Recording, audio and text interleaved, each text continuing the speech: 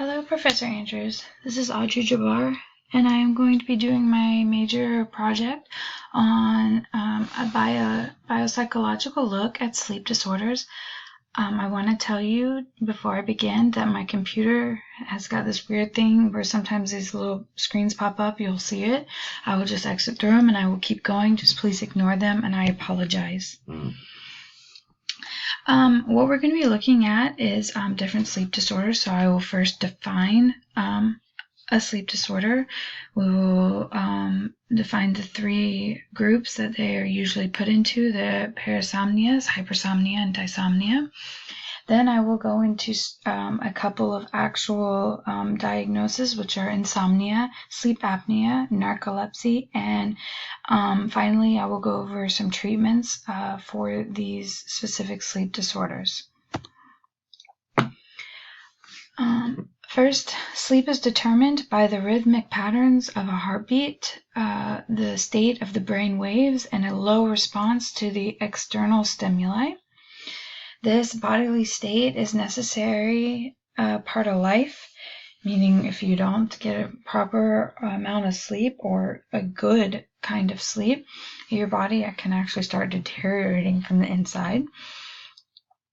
When sleep is disrupted, a person's body and mind can be altered in the wakeful, which means the non-sleeping state.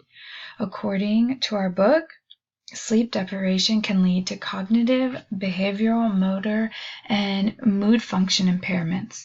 Sleep restriction can also lead to poor health, such as cardiovascular disease, obesity, and mortality. Sleep disorder has been linked to certain psychological brain disorders. In a study by Berwick, they found that adults who are diagnosed with attention deficit hyperactive disorder, ADHD, are more likely to suffer from sleeping disorders such as insomnia than the adults who were not diagnosed with ADHD. Researchers also found that patients with ADHD who were receiving some sort of treatment from their physician were less likely to score higher on the insomnia chart, which is their review and survey of how often they encountered insomnia, how often they suffered from it, than compared to the patients who did not receive any sort of treatment for the ADHD. In another case, there was a population in Finland of 988 people that were surveyed going to the doctor's office. Of the 988, 41% of that population claimed to have some sort of sleep disorder. Of the 41%, 50% of them suffered from depression, 48% from anxiety, and 43% claimed to have some sort of general health problem. The point of this study was to associate any physical and psychological health issues with some sort of sleeping problem. The researchers did go to the primary care office, which means that it was not done in a lab but in a natural environment, and they chose a large population of patients who were actually going to see their physician for something that they suffered from, not suffering from some sort of sleep disorder, but actually took a survey, and it ended up that most of them who suffered from depression, anxiety, or their health problem that they were going to the doctor for also had some sort of sleep problem.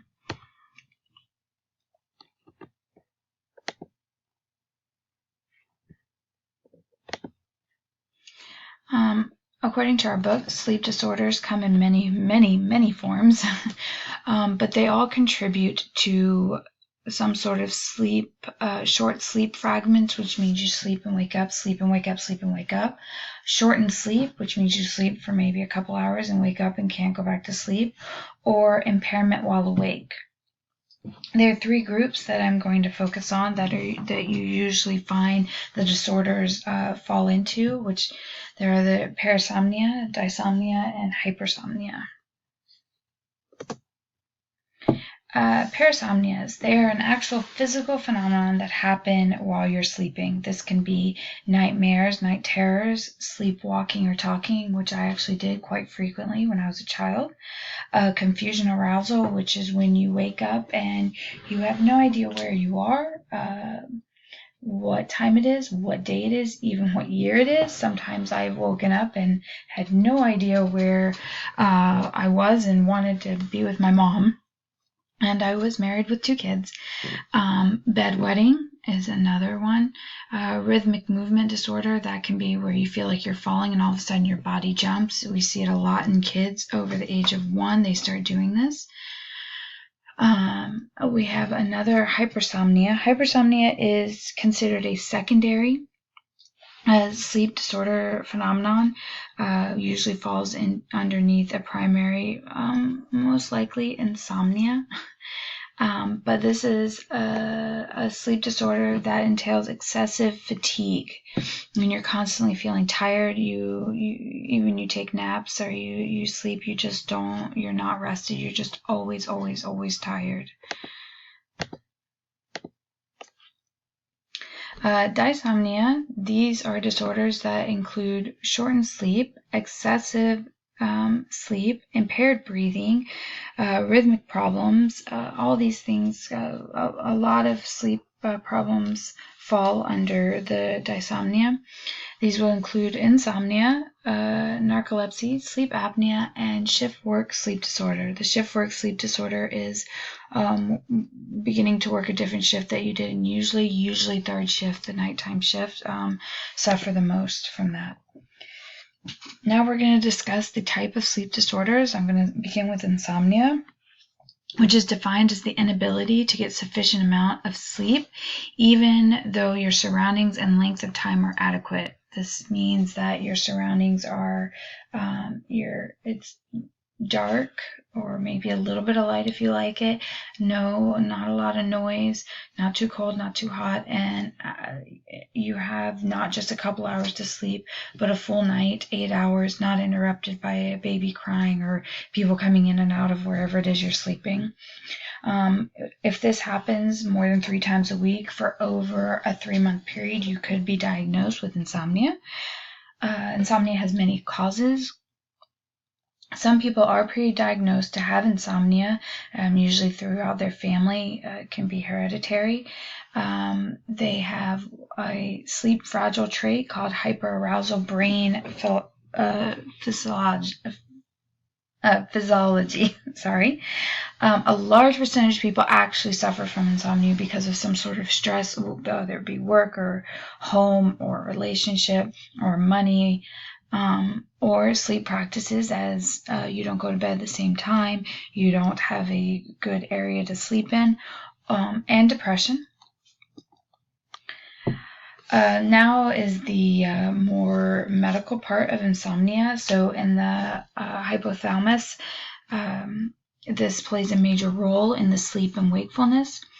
The neuropeptides, orexin A and B, are found in the hypothalamus area, the neurons inside that area, and the orexin receive input from the limbic system, and this is what regulates our behavior, and specifically our sleep patterns and our sleep behavior. This shows that if there are deficiencies in the orexin, that impairments in sleep will be found because our behavior and our sleep behavior will be altered.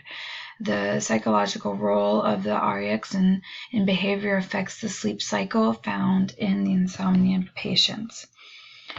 As mentioned above, shift work causes sleep problems. This means the actual shift, first, second, or third that you work. In a study by Fang and Lee, they found that night shift nurses have poor quality of sleep, and many of these nurses in the study were led to have insomnia.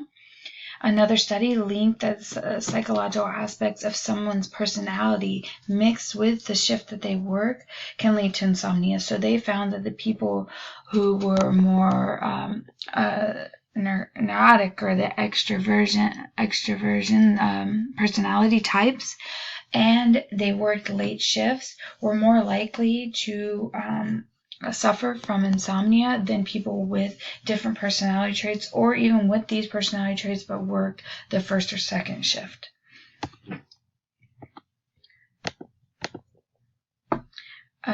Okay, sleep apnea. Sleep apnea is defined as a disruptive sleep caused by delayed breathing. This can be caused by the narrowing or collapsing of the phalange, which restricts the airflow. This reduces the amount of oxygen in the body and to the brain, and this is what causes a person to awaken periodically throughout their sleep cycle. This disorder causes disruptive sleeping, which can lead to morning headaches and mood changes. That makes perfectly good sense.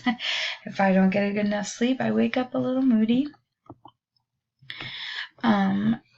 The diagnosis for this disorder includes loud snoring, large necks, which the large necks means when they lay back, the mass of their neck will push down on the back of their throat, and this is where you find the phalange area, and that's what causes your airflow to be restricted. Also, gasping while sleeping. Health problems associated with sleep apnea are depression, hypertension, obesity, and cardiovascular problems.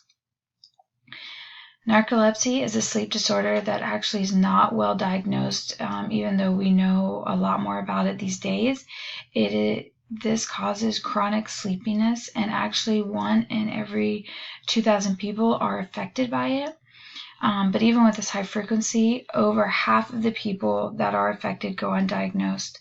Narcolepsy causes an extensive loss of the hypothalamic neurons, which is what produces the orexins, and this is what affects our sleep behavior. So what produces the orexins to and these are what alter our sleep behavior. For narcolepsy people, they are not being produced as they would in a normal person without any kind of sleep disorder. There are many different kinds of treatments that are being tried and that are in the works. There are treatments that have gone saying that they can be helpful. One of the most common things is when you go to a physician and say that you have a sleep disorder, they will ask you to keep a sleep journal. This will be over the length of a couple weeks and will include your bedtimes every day, the number and the reasons why you wake up at night, your wake up time, meaning morning time whenever you get up, the caffeine that you drink during the day, alcohol intake, any kind of medication, and any kind of naps, how long, how many, how often. Other treatments could be behavioral sleep medication, which is not actually medication, but more of altering behavior, which could be exercise and yoga, meditation, therapy, also reducing of alcohol, reducing of caffeine. There are other treatments that could be given. These are more on the extreme. There's surgical procedures, there's medication, there's oral exercises. The oral exercises and surgical procedures are more on the line of the people who suffer from sleep apnea. Medication can be given to people with insomnia or other kinds of sleep disorders, but those are in extreme cases. Doctors would rather choose to do more kind of therapy and relaxation than just hand out medication. And that is the end of my presentation. All these are my many references. I hope you enjoyed this. I actually enjoyed this topic as we have very many different kinds of sleep patterns in my household.